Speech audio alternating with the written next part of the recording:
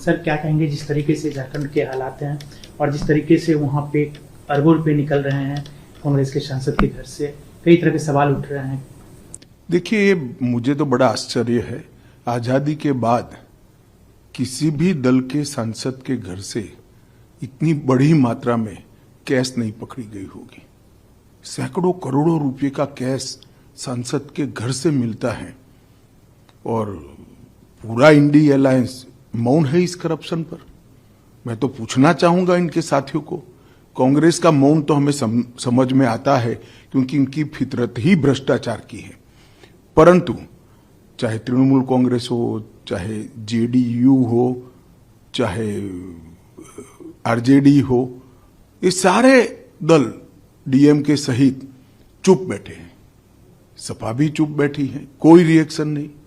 अब मुझे समझ में आ रहा है कि मोदी जी के खिलाफ ये जो एक प्रचार अभियान चला कि एजेंसियों का दुरुपयोग हुआ है, वो क्यों चलाया गया?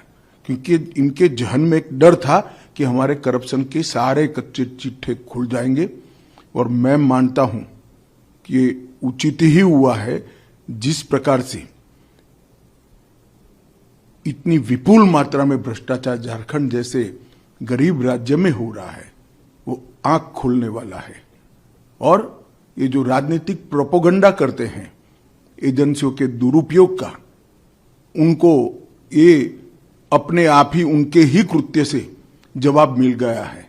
इतना भारी करप्शन करने के बाद भी अगर कोई एजेंसी काम न करे तो एजेंसी की क्षमता पर सवाल उठते हैं। और मैं मानता हूं कि राहुल गांधी से लेकर इंडी अलायंस के सभी लोगों ने इसका जवाब देना चाहिए। भारतीय जनता पार्टी ये मसले को बहुत नीचे तक, इस देश के जन जन तक ले जाएगी और जागरूकता लाने का प्रयास करेगी। हमारी लड़ाई 2014 से भ्रष्टाचार के खिलाफ है। ढेर सारे कदम नरेंद्र मोदी सरकार ने उठाए हैं, प्रधानमंत्री जी ने उठाए हैं, और इस दिशा में हम जन जागृति लाकर इसको जरूर लोगों तक पहुंचाएंगे।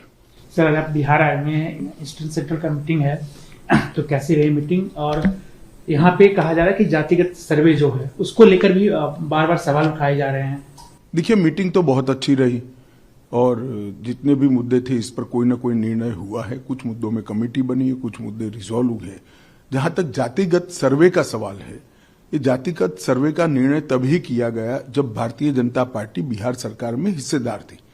हमने जब ये रिजोल्यूशन आया, बिहार में इसका समर्थन भी किया था, और सर्वे होने के बाद जो रिपोर्ट आई और एक कानून आया, इसका भी भारतीय जनता पार्टी ने समर्थन किया है और सर्वानुमत से बिहार असेंबली ने इसको पारित किया है।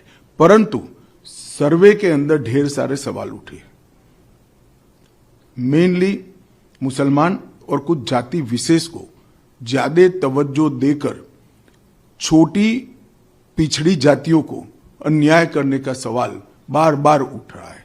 कई सारे छोटी पिछड़ी जातियों के डेलीगेशन भारतीय जनता पार्टी के नेताओं को भी मिले हैं, आरजेडी के नेताओं को भी मिले, जेडीयू के नेताओं को मिले।